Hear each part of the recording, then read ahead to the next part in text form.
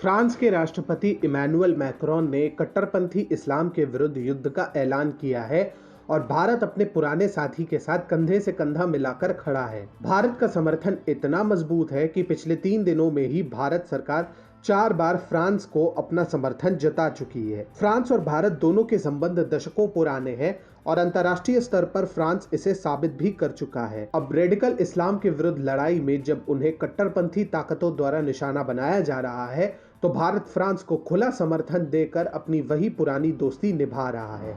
Asia में भारत इकलौता ऐसा बड़ा देश है जो इस मुद्दे पर खुलकर फ्रांस के साथ खड़ा है। भारत ही ऐसा पहला गैर पश्चिमी देश है जिसने संवेदनशील मुद्दे पर एक पक्ष का साथ देने का ऐलान किया है, वो भी इतनी मजबूती के साथ। भारत वह देश है जिसने आर्मेनिया अजरबैजान विवाद में कोई पक्ष नहीं लिया। भारत ने उइगुर के मुद्दे पर अभी तक चुप्पी नहीं तोड़ी है। दूसरों के विवाद में टांग ना अड़ाने वाले भारत ने इस बार अपने दोस्त के साथ खड़ा होने का फैसला लिया, जो कि भारत की विदेश नीति में एक बड़े बदलाव को दिखाता है। फ्रांस का समर्थन जताने के लिए न सिर्फ भारत सरकार की ओर से आधिकारिक बयान जारी किया गया, बल्कि खुद प्रधानमंत्री मोदी ने ट्वीट कर फ्रांस में हो रहे आतंकी हमलों की निंदा की। भारत की ओर से बनता भी था और इसके सबसे बड़े कारणों में से एक है पूर्व में कई संवेदनशील मुद्दों पर फ्रांस सरकार द्वारा दिया गया भारत को पुरजोर समर्थन। उदाहरण के लिए हाल ही के भारत चीन विवाद को ले लीजिए। गलवान घाटी हिंसा में जब भारत के 20 जवानों के वीर गति प्राप्त होने की खबर पूरी दुनिया में फैली,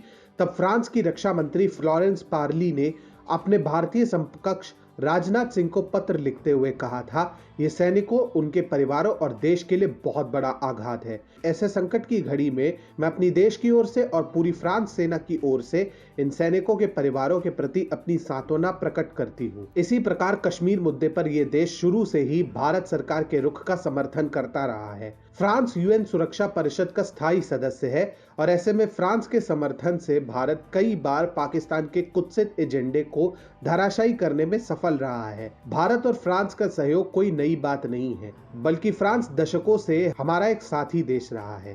पूर्व प्रधानमंत्री अटल बिहारी वाजपेयी की सरकार के दौरान जब भारत ने पोखरण में परमाणु परीक्षण किया था, तो अमेरिका ने भारत को ब्लैकलिस्ट कर दिया था। इसके बाद यूरोपियन यूनियन द्वारा भी भारत को ब्लैकलिस्ट किए जाने की मांगे उठाई जा रही थी। उस वक्त फ्रांस ने खुलकर हमारे देश का समर्थन करते हुए स्पष्ट कर दिया था कि अगर कोई भी देश भारत को ब्लैकलिस्ट करने का प्रस्ताव लेकर आता है तो वह उस पर वीटो कर देगा। इसके अलावा एनएसजी यानी न्यूक्लियर सप्लायर्स ग्रुप में सदस्यता के लिए भारत का साथ देना हो या यूएनएससी में स्थायी सीट के लिए हमारे देश की लॉबिंग करनी हो, फ्रांस ने हर बार हमारे देश का समर्थन ही किया है। भारत और फ्रांस 1998 से रणनीतिक साझेदार है और दोनों देशों के बीच व्यापक और बहुआयामी संबंध है।